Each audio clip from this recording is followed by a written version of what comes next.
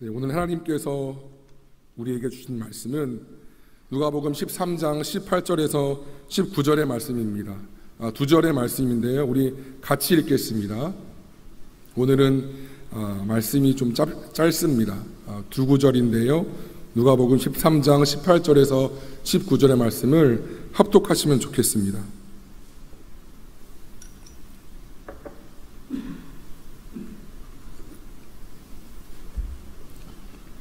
시작. 그러므로 예수께서 이르시되 하나님의 나라가 무엇과 같을까? 내가 무엇으로 비교할까?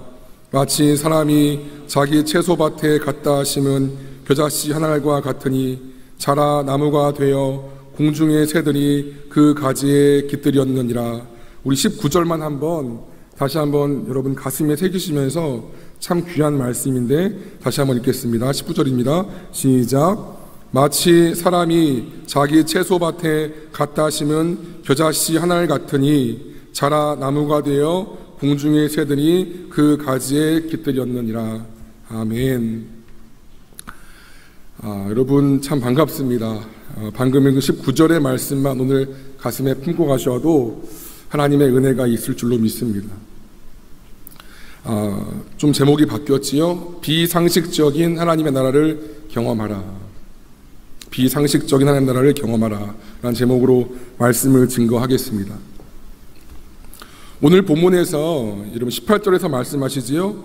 하나님의 나라가 무엇과 같을까? 예수님이 생각하시는 거예요. 내가 무엇으로 비교할까라고 말씀하세요. 누군가의 나라는 그 누군가가 그 나라를 통치한다는 거지요. 누군가의 나라라는 것은. 그렇다면 사탄의 나라라는 것은 사탄이 지배하는 것이고요. 하나님의 나라는 하나님께서 지배하시는 것입니다. 사단과 하나님의 속성상 그러므로 사단이 지배하는 사탄의 나라는 죄와 죽음이 가득하고요. 하나님의 나라는 생명과 평화가 충만합니다. 아담은 죄를 지음으로 죄와 하나가 되었고요. 죄와 일치가 되었죠. 죄와. 그때부터 아담의 후손인 모든 인류는 사단의 지배 아래 놓이게 되었습니다.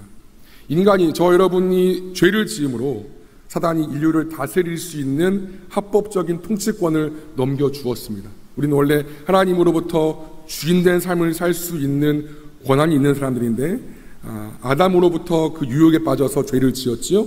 그러므로 그 죄 때문에 사단에게 우리의 권리를 넘겨주게 되었던 것이죠. 예수님은 이러한 사단의 나라를 깨뜨리시고 원래 창조의 모습대로 원래 하나님께서 이 세상을 아름답게 창조하신 그 디자인하신 대로 다시 생명과 평화와 사랑이 충만한 하나님의 나라를 세우시기 위해 오셨고 죽으셨고 부활하셨습니다. 그러므로 하나님의 나라 킹덤 오브 갓 이 주제는 예수님 사역의 핵심이자 그 삶의 목표였습니다. 예수님은 이 하나님의 나라에 대해서 때문에 사람들에게 알려주시기 원했습니다. 하나님 나라가 무엇인지 이스라엘 백성들이 알기를 원했습니다. 왜? 본인이 오신 목적이니까, 내 삶에 달려가는 방향이고 목표니까 당연히 알기를 원했죠. 그래서 택하신 방법이 비유였습니다. 예수님은 하나님 나라라는 거대한 담론, 이 굉장히 심오하고 거대한 이 주제와 담론을 어떤 신학적인 지식, 구약 율법을 총동원해서 말씀하신 것이 아니라 이스라엘 백성들 누구라도 잘 알아들을 수 있고 누구도 진리에서 소외가 되지 않도록 그들이 일상에서 쉽게 접할 수 있는 소재를 통하여서 소재를 들어 비유로 말씀하셨습니다. 그 중에 한 가지 비유가 오늘 겨자씨 비유입니다. 여러분 겨자씨 예전에 한번 봤지요? 그 사진을 통해서 기껏해야 1.8m밖에 자라지 않는 풀이에요, 여러분. 여기 사진이 보이는데 나무가 아니라 풀입니다. 갈릴리, 여러분 이스라엘 북쪽 지방에 갈릴리 지방이 있죠. 갈릴리 호수 주변에 그 주변에 자라나는 잡초입니다. 얼핏 보면 그냥 딱 봤을 때 우리나라 뭐와 같죠? 제주도의 유채꽃과 비슷하죠. 겨자씨 하면 잡초다라고 보시면 돼요. 그냥 잡초예요. 만약에 예수님께서 천국이 유채꽃과 같으니 라고 만약에 비유했다면 아마 제주도에 있는 사람들은 다 알 거예요. 바로 알겠죠?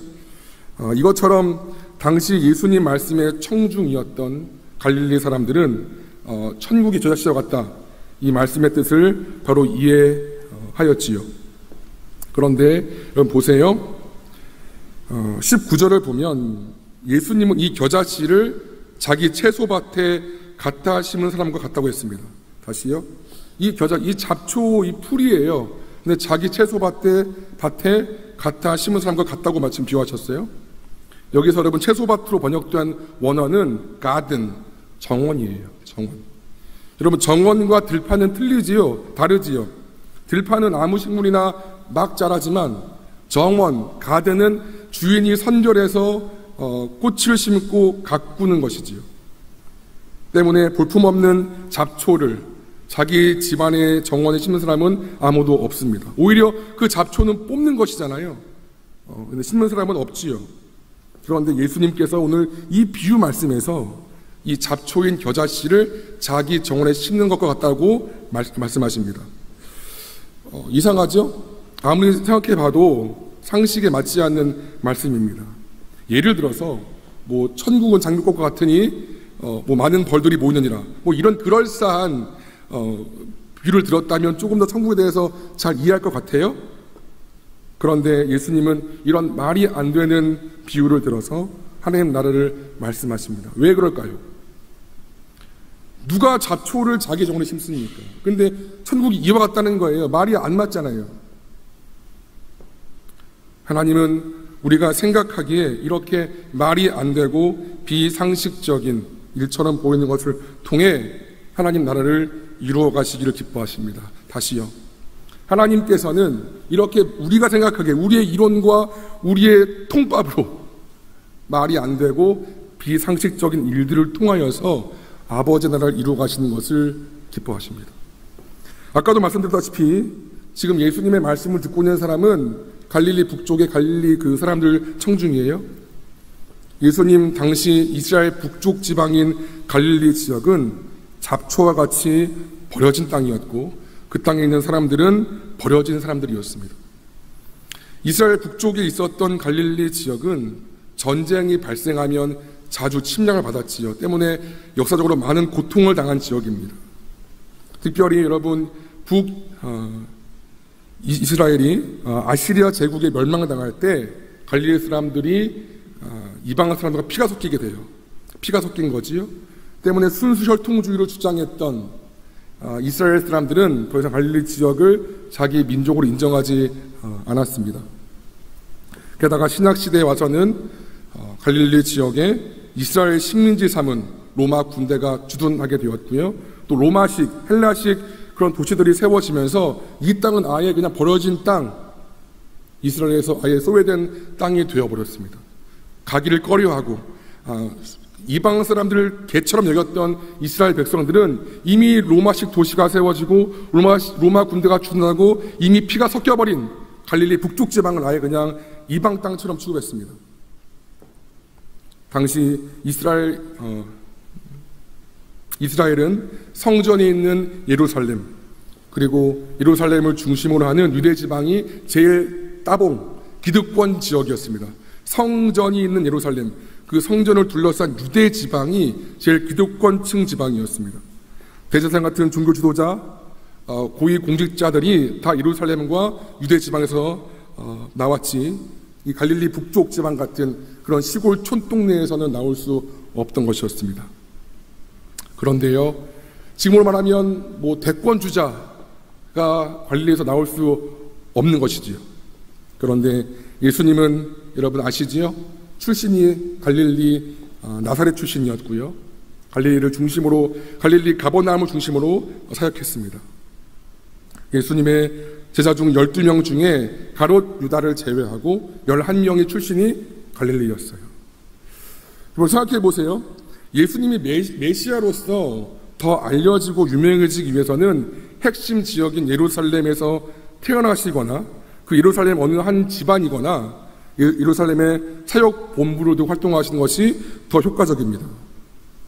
나 예루살렘 어느 집안 출신이야, 나 예루살렘 교육받았어, 나 예루살렘 석박사 출신이야 라고 예수님 말했다면 아마 예수님을 반대했던 사람들도 그래? 하면서 다시 한번 봤을지도 모르겠습니다.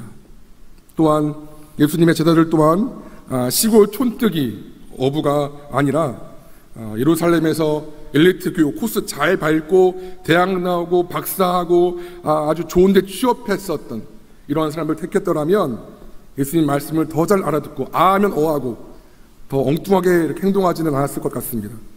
그런데요, 예수님은 자신도 제자들도 전혀 그렇게 하지 않았습니다. 이 사실은 우리에게 많은 것들을 말씀합니다. 여러분, 저 자신은 제가 잡초라 그랬어요.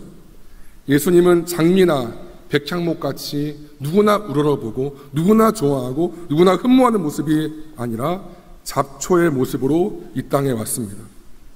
제자들도 잡초같이 버려진 갈릴리 지역에 잡초같이 버려진 사람들을 선택하셔서 그 잡초같은 제자들을 마치 자기 가든에서 가꾸듯이 애지중지 3년 동안이나 키우셨습니다.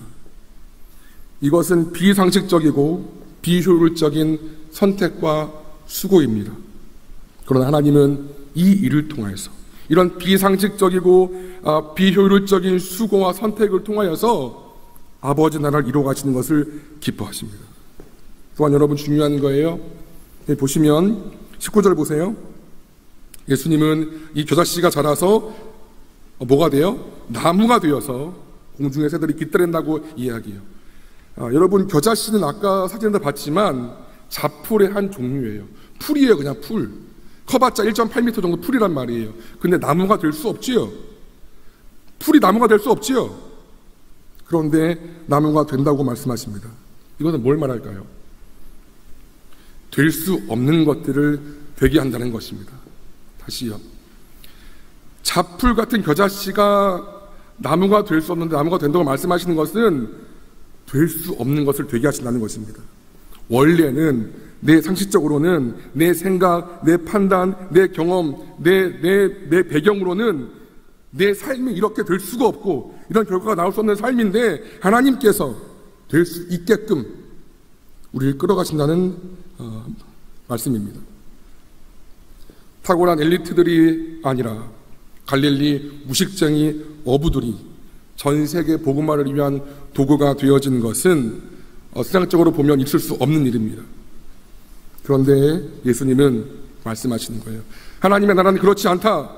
오히려 잡초 같은 이들을, 버려지고 밟힌 이들을 내가 들어 사용해서 그들을 끌어내서 내 정원에서 가꾸듯이 그들을 가꾸고, 말이 안 되고 될 수 없는 것이지만 공중의 새들이 깃들이는 나무가 되게 하는 것, 이것이 하나님 나라라고 지금 말씀하시는 굉장히 중요한 말씀. 이게 복음의 본질이에요.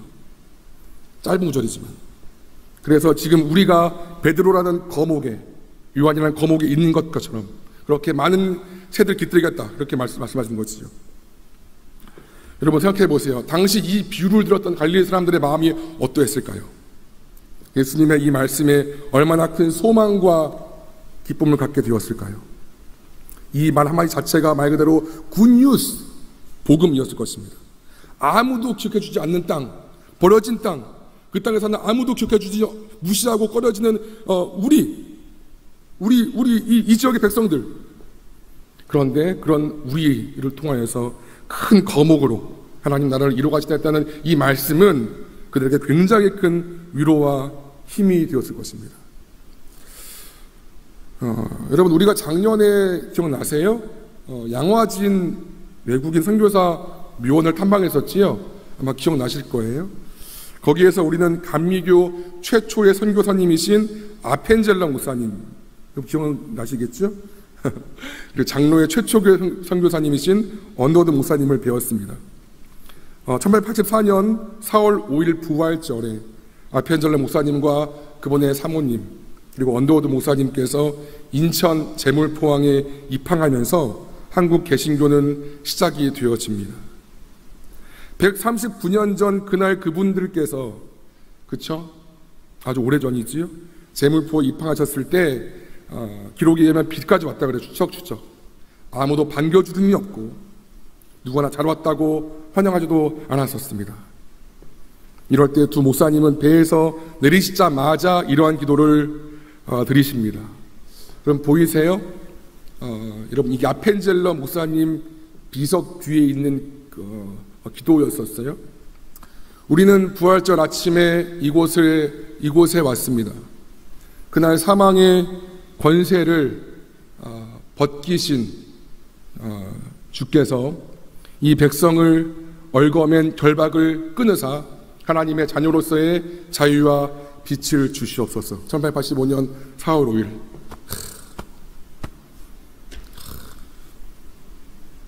그들은 아무도 환영해 주지 아니하는 그 세 분께서 내시자마자 이러한 기도를 드리셨습니다.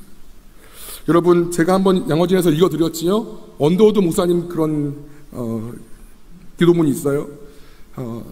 한번 읽어드렸던 것 같아요. 다 읽지는 못하고 다시 한번 읽겠습니다.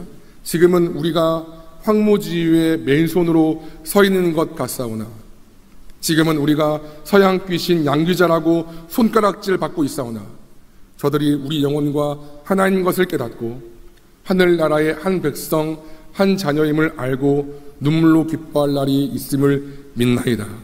지금은 예배당도 없고 학교도 없고 그저 경계와 의심과 멸시와 천대함이 가득한 곳이지만 이곳이 머지않아 은총의 땅이 되리라는 것을 믿습니다. 주여 오직 제 믿음을 붙잡아 주소서.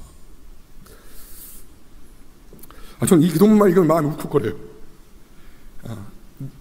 아이고 저 사냥귀신들, 저 양귀자 놈들 누구 하나 전도하려고 그래도 다가오는 사람이 없고 뭐 하려고 도와주는 사람도 없고 주여 오직 제 믿음을 붙잡아 주소서.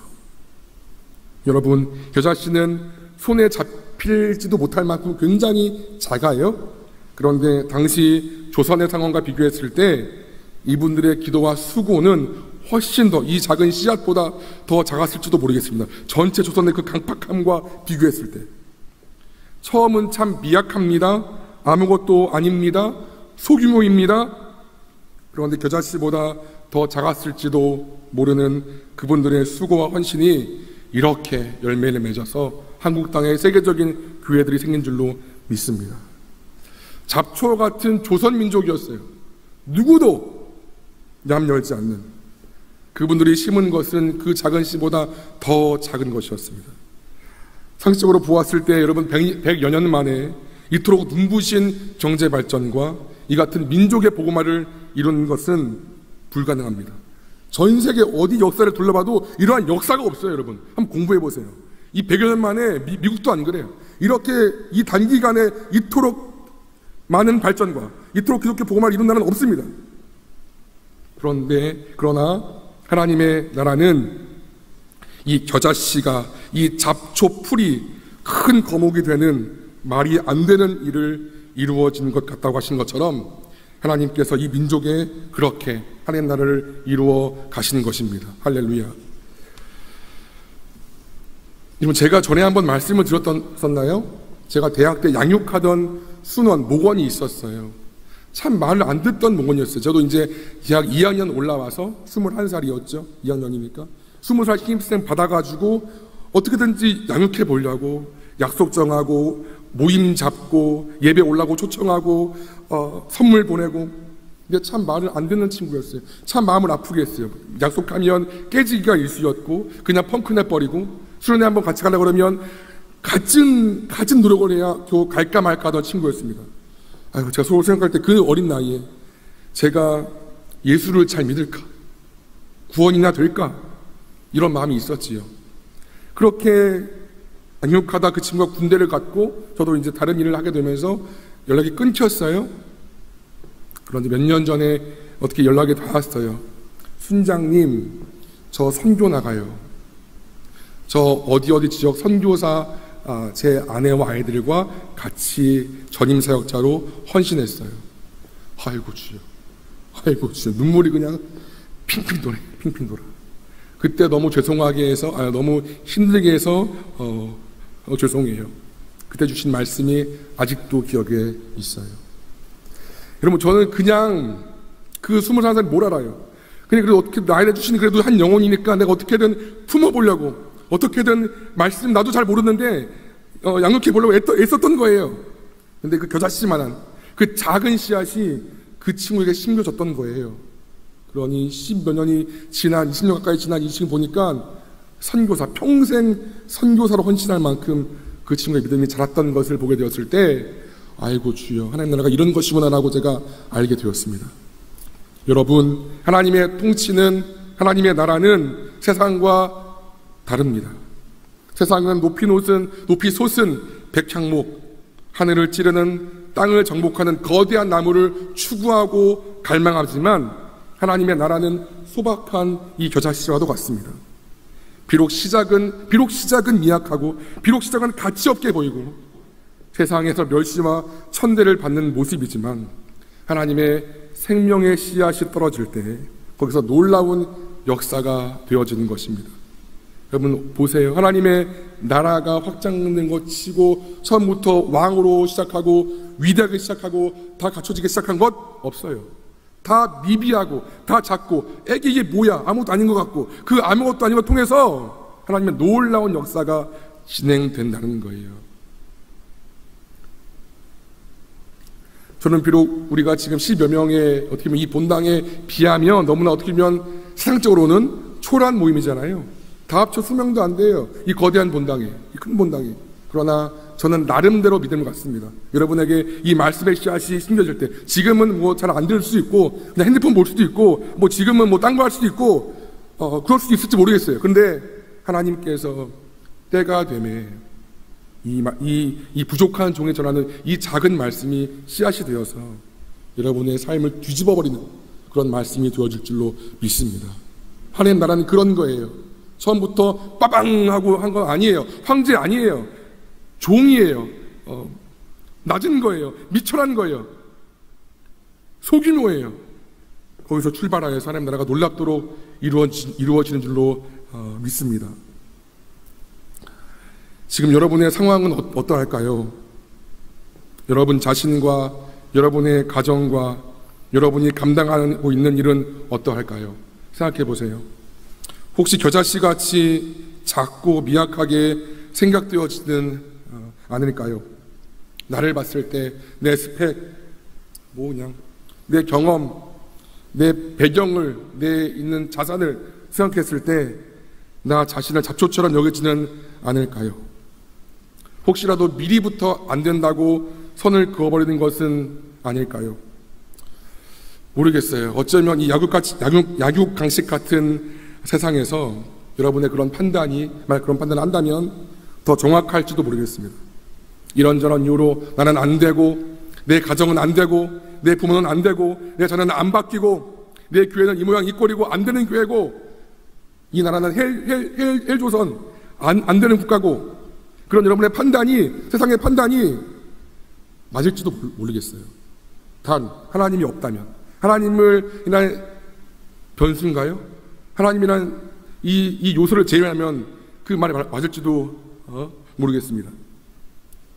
여러분, 땅에 심기는 겨자씨 그 잡풀, 원래 안 되는 건데 그 작은 씨가 심겨져서 그 잡풀이 큰 거목이 되게 하시겠다는 말도 안 되는 약속을 하신 예수님의 이 약속을 굳건히 믿기를 축원합니다. 겨자씨가 나무가 여러분 되기 위해서는 단 한 가지 전제 조건이 있어요. 하나만 있으면 돼. 땅에 잘 심기는 것입니다. 그 말씀이 돼요. 이 겨자씨가 큰 나무가 되기 위해서는 하나의 조건, 하나의 전제, 땅에 잘 심기는 것뿐입니다. 마찬가지로 여러분이 어떠한 상황 속에서 내가 지금 문제가 있고, 뭐 진로 문제, 취업 문제, 뭐 결혼 문제, 뭐 애인 문제, 뭐 많잖아요, 젊은이들. 어떤 문제 있더라 할지라도, 상황이 있더라 할지라도, 이 씨가 잘 심겨지는 것처럼 예수님의 생명에 잘 붙어 있기만 하면, 내가 그분 예수님 안에 온전하게 심겨 있기만 하면, 하나님은 지극히 평범하고, 지극히 작고, 지극히 잡초 같은 나를 사용하셔서 하나님의 놀라운 나라를 이루실 줄로 믿으시길 바랍니다. 여러분, 아펜젤로 목사님과 언더우드 목사님, 전 이분을 생각할 때 마음이 참 부끄러워져요. 제 안에 좀 기름기가 꼈다, 성도로서 좀 내 안에 기름기 꼈으면 양화진을 방문합니다. 혼자서 그분들의 비석을 둘러보고 그분들의 삶을 반추하지요. 그분들이 아무것도 없는 황무지 그 조선 땅에 심은 규자씨 같은 기도와 수고가 오늘날의 열매로 나타나게 되었습니다. 이와 같이 여러분의 가정에, 여러분의 우리 교회와 우리 공동체에, 여러분이 몸담고 있는 그 현장에 작은 기도와 생명의 수고를 부지런히 심기를 축복합니다. 그래서 나를 통하여서, 저를 통하여서, 여러분을 통하여서, 우리 동욱이를 통하여서, 우리 태건이를 통하여서, 나 한 사람을 통하여서 많은 새들이 깃들일 수 있는 그런 넉넉하고 풍성한 삶이 되기를 간절히 축원합니다. 그게 주님의 기뻐하시는 거예요. 참 아무것도 아닌 사람을 들어 세우셔서 많은 사람들을 먹이시고 입히시고 살리시는 그 인생이 되게 하시는 것, 이것이 놀라운 굿뉴스, 이거말로 복음인 거예요. 복음인 거예요. 비상식적인 하나님의 나라, 내 생각을 초월하는 하나님의 역사, 평범하고 작아 보이는 것을 통해 위대한 것을 이루시는 것, 이것이 복음이고 이것이 하나님 나라의 원리라는 것입니다. 여러분 19절 다시 한 번만 읽을까요? 여러분 소리 내어서 이 말씀 마음에 품고 가세요. 여러분의 말씀으로 받으세요. 19절입니다. 시작. 마치 사람이 자기 채소밭에 갖다 심은 겨자씨 하나를 같으니 자라 나무가 되어 공중의 새들이 그 가지에 깃들였느니라. 아주 작은 겨자씨 같은 여러분이랄지라도 여러분이 잘 예수님께 심기면 많은 사람들이 세상이 주목하는, 내가 유명하던 그거 말고요, 세상이 쉴 수 있는, 세상을 살리는 그런 큰 나무가 될 줄로 믿습니다. 예수님께 온전히 심기고 붙어 있으므로 이 놀라운 은혜와 역사가 임하는 거룩하고 풍성한 삶이 되기를 주님의 존귀하신 이름으로 간절히 축원합니다. 아멘.